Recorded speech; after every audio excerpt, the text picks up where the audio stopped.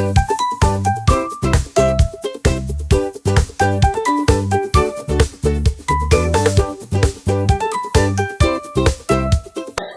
listeners! Welcome sa aming podcast, ang space kung saan pag-uusapan natin ang mga kwentong may saysay at aral. I'm your host, Abby. And I'm your co-host, Julie. Kamusta kayo today? For this episode, medyo special ang pag-uusapan natin because it's all about seeing the world throughout a different lens. Huwag na tayo magpatumpik-tumpik pa. Let's get started! Partner, mai-imagine mo ba yung sarili mo na araw-araw kang tinatawag na tamad, mahina, or pasaway sa school? Hindi dahil ayaw mo matuto, kundi dahil hindi naiintindihan ng mga tao kung paano ka natututo. Naku partner, hindi ko kayang imagine yan.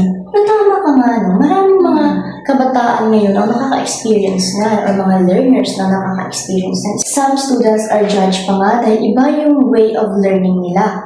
And instead na supportan sila, ang nangyayari ay hindi sila iniintindi na pag-iiwanan at napapahiya sila.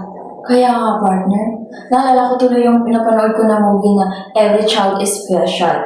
Yung about kay Ishaan na a child with dyslexia na nahihirapan sa school dahil na-misunderstood siya ng teachers niya, classmates niya, at even sa sariling family niya.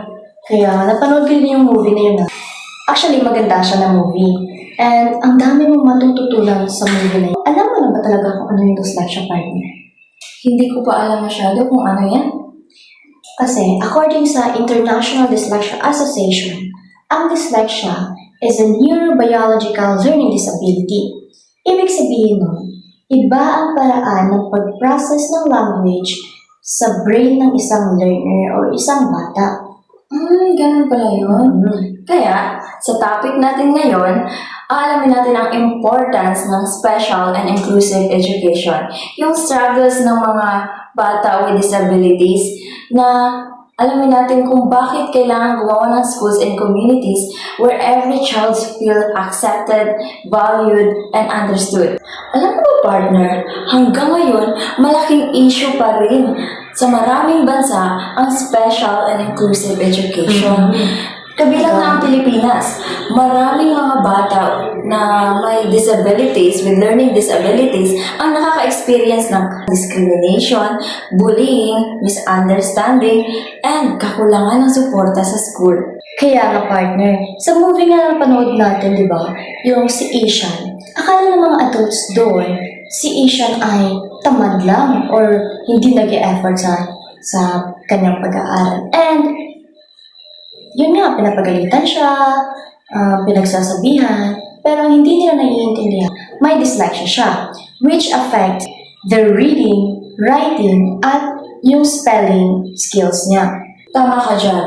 According nga kay Sally Sherwitz, in her book, Overcoming Dyslexia, a child with dyslexia often misunderstood as lazy or unintelligent. When in reality, they simply process information differently. Kaya nga partner, tama ka naman dyan, no? And honestly, nangyayari pa rin yan in real life. A lot of students are labeled as slow learners, kahit na ang kailangan ng dapat nila ay proper support and understanding. Oo nga, marami rin schools ang kulang sa trained teachers, learning materials, at awareness tungkol sa special education. Because of this, maraming students ang nawawala ng confidence at nahihirapang makisabay emotionally at academically. Kaya nga, pero actually partner, hindi lang siya about educational issue. Kasama din dito yung social at psychological issue. And according kina Hick, Kirschner, at Farrell sa Psychology for Inclusive Education, kapag hindi inclusive ang environment, ay naaapektuhan talaga yung emotional development at yung self-esteem ng isang learner or ng mga learners. Oo nga, partner. Sa Philippine setting nga, limited pa rin ang awareness minsan tungkol sa learners with disabilities. Some families and even schools still misunderstood children who learns differently. Kaya nga partner, may mga batas tayo para dyan. Sa ilalim ng Republic Act 10533 at Inclusive Education Policies dito sa Pilipinas, dapat ang mga learners o yung mga batang nasa eskwela ay hindi dapat na iiwan sa educational system. May disability man o wala. Tama ka talaga dyan, partner. Kaya as students and future educators, importante na ma-realize natin na classroom should be safe spaces for learning, not places where students feel excluded or ashamed. So, paano natin ma-address itong problema? The solution is promoting special and inclusive education through awareness, understanding, teacher training, and supportive learning environment. Kaya nga, sa movie nga partner, no, nagbago yung buhay ni Ishan nung tumating yung teacher niyang si Si Ram. Ram. Yes. So, si Teacher Ram, siya yung unang nakapansin sa condition ni Ishan at tinulungan siyang matuto based on his needs. Oo nga, instead na ipaiya siya, gumamit yung teachers ng patience, creativity, and encouragement.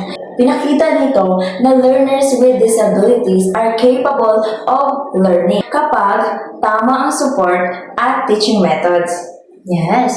Kaya may tinatawag na tayo the gift of dyslexia partner. Kasi according to Ronald D. Davis, many dyslexic individuals are visual thinkers. Kaya si Ishan ay very talented sa painting dahil mas napaprocess siya through images and creativity. Psychologically, supportive learning environments help improve confidence, participation, and emotional well-being. Socially, inclusive education teaches acceptance, empathy, and respect for differences. And hindi lang students with disabilities ang nagbe-benefit dito. Even mga students na walang disabilities, they learned how to become compassionate and understanding individuals. Actually, may mga studies rin tungkol dito. According to Cancho and Bacchio's case study, reflective teaching is important because teachers should adjust teaching strategies depending on the learner's need. Yes, partner. Tulad ng ginawa ni Teacher Ram dun sa movie, di ba? Binago na yung paraan ng pagtuturo para mag-fit si Ishan. Instead, napilitin si Ishan sa traditional system. Oo nga, some people may say na mahirap gawin ang inclusive education dahil kulang raw sa resources. Pero kahit simpleng understanding and adjustment sa teaching, pag-iwas sa discrimination can make a huge difference. Kaya, doon sa movie, no, the movie teaches that sometimes one supportive teacher can completely change a child's future. If schools continue ignoring inclusivity, maraming learners with disabilities ang mahihirapan silently.